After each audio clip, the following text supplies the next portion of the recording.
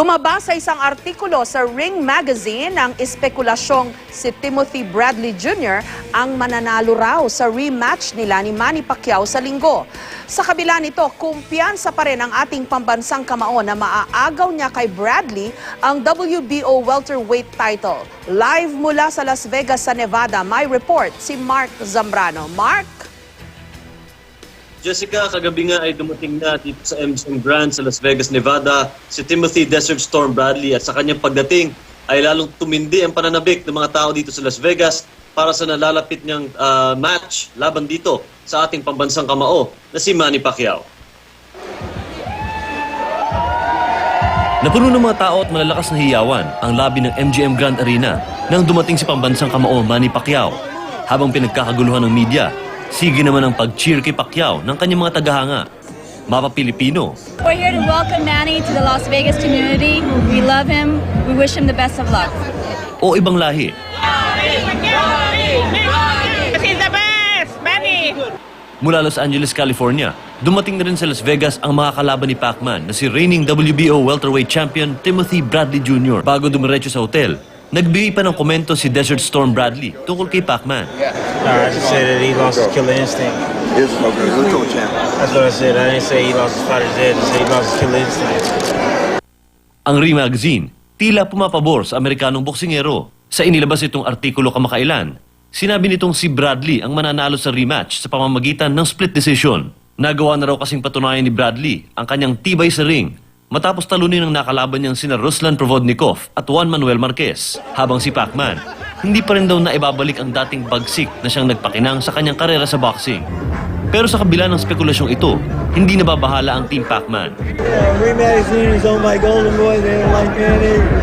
Who cares what they say, dude? They're not the boxing experts. I have the better fighter. We're going to win this fight. Hindi ako worried about that na yung sinasabi nila advantage sa preparado naman ako pag ganyan yung style niya. Ini-expect namin yun na magiging ibabox lang niya ako. Maging opinion ni Top Rank CEO Bob Arum, sinalag ng Team Pacquiao. Bradley's style against Manny the first fight left a lot to be desired. Most people felt that Manny won that fight, and if they fought the same way, Manny would get the decision in all probability. You know, confidence doesn't win fights. Skill wins fights. Manny's in great shape, and we have a better skilled fighter. Sa kabila ng mga pre-fight predictions sa ikalawang kabanata ng Pacman Bradley, kumpiyansa raw ang pambansang kamao na maaagaw niya kay Bradley ang titulo. No doubt, no doubt. Samantala, nagkaroon ng palitan ng judge na uupo sa ikalawang harapan ni na Pacman at Bradley. Si Craig Metcalf ang ipapalit kay John Keane na may karamdaman. Pero tiniyak ng Top Rank na walang dapat ikabahala ang magkabilang kampo sa desisyong ito. Both camps specifically approved the judges. Jessica, tumitindi na nga ang drama dito habang papalapit yung araw ng laban ni Manny Pacquiao at ni Timothy Bradley dito sa MGM Grand. At isa sa mga napansin nating kakaiba dito sa partikular na paghihintay natin para dito sa laban na ito ay ang ating pambansang kamao. Dahil Jessica, hindi tayo sanay na nagbibigay ng solid predictions itong si Manny Pacquiao. Lagi lang niya sinasabing pinaghahandaan niya ang lahat ng aspeto ng mga laban. Pero this time around, Jessica, nagsabi na si Manny Pacquiao, nagagarantahan niya na siya ang mananalo dito sa laban na to. Jessica? Mark, you're the expert no sa boxing. Ako, ang alam ko lang, hindi ko alam kung confirmed, pero itong Ring Magazine, ang alam ko parang ano yan, very reputable, parang Biblia yan ng mga boxing expert. Curious lang ako, paano naman na-predict ng isang judge, pati yung how the judging will go, no? Yung sinabing baka split decision, parang medyo kakaiba yun yata. Jessica, dun sa pag-check ko dun sa article na yun at dun sa iba pang mga artikulo nilalabas nitong Ring Magazine, both online at yung kanilang paperback copy, napansin ko yung kanilang analysis ay nanggaling lang dun sa mga speculated na options itong dalawang boksingero. Ibig sabihin ko dun ay, for example, yung sinabi nilang kay Timothy Bradley na yung style na pwedeng gamitin ni Bradley against Pacquiao for this fight ay maaaring nagbigay sa kanya ng victory. Yun namang binabanggit nila tungkol kay Manny Pacquiao ay yung speculated lang din na gagawing strategy nitong ating pambansang kamao So, wala talagang solid na iisipin nilang pwedeng gawin eh. Kasi syempre, yung magkabilang panig, yung magkabilang kampo, both boxers, merong sariling strategy yan na gagamitin for this particular fight. At doon binase ng Ring Magazine yung kanilang prediction. Ano? So kung masusunod yon, yung strategy na yun sa dalawang boksingero, posible daw na si Bradley ang magwagi. Okay. Pero after nung pagharap nila, nung unang pagkakataon, itong si Pacquiao at si Bradley, hindi na natin alam pa, Mark, kung ano pa yung mga naging sunod na laban ni Bradley. Kasi interesado kong malaman, gumaling ba siya in the course of time bago itong pangalawa nilang pagharap ni Pacquiao? Ang pinaka-striking na huling laban nitong si Timothy Bradley, no, bukod dun sa pagkapanalo niya kay Juan Manuel Marquez, ay I could say, makikita mo yung malaking pagbabago sa opensa, saka sa bilis, saka sa tibay, ay yung laban niya kontra dun sa Siberian na si Ruslan Provodnikov. Jessica, case in point, ano, itong si Provodnikov ay dating sparring partner ni Manny Pacquiao. Pumunta sa Baguio yan, dun sa isang training camp ni Manny at nakatapat ni Manny Pacquiao yan. At nung fight na yun against Provodnikov, ay napatumba pa ni Provodnikov etong si Bradley in the latter rounds. I think 11 or 12th round yun.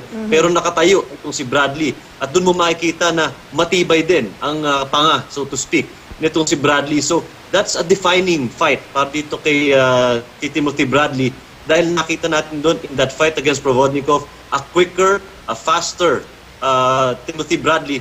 At kung yun ang dadalhin niya sa ring, it will be a totally different opponent kaysa doon sa unang nakaharap ni Manny Pacquiao kung kailan natalo siya ni Timothy Bradley. Okay, kumusta naman ang betting chances ngayon dyan sa Las Vegas? Sino ang llamado, sinong dehado sa pustahan, Mark? Sa ngayon, doon sa inikot namin dito, doon sa MGM, saka doon sa mga kalapit na mga hotels dito, ay llamado pa rin itong si Manny Pacquiao. Dahil nga, babalik-balikan ko yung speculation na yun, Jessica, no, na yung controversy surrounding the result of the first fight, at sa palagay ko, it carried over dito sa pangalawang laban. No? Everyone dito still thinks na si Manny Pacquiao ang nanalo at meron pa nga gumagamit ng term na highway robbery ang nangyari dun sa first fight. So yung trend na yon carried over, sa opinion ko, carried over into the second fight. Kaya yung betting odds ay in favor pa rin para sa ating pambansang kamao, Jessica. Okay, ang pagkakaalam natin dati, ang nagdidikta ng nung pustahan dyan, kung gaano tataas ito, etc., ay si Governor Chavit Singson. Nakita ko na siya dun sa video katabi ni Pacquiao. Medyo hudyat daw yan ng pag-iibaba o pagkakapareho lang ng pustahan. Ano ba? Ano bang lagay ngayon, Mark? Actually, Jessica, nakausap natin si former Governor Chavit Singson. No? Nung pumunta siya dito, nung welcome dito kay Manny Pacquiao sa lobby ng MGM Grand. So tinanong ko siya, Gob, sa tingin mo, anong chances ng bata natin? Sabi niya maganda.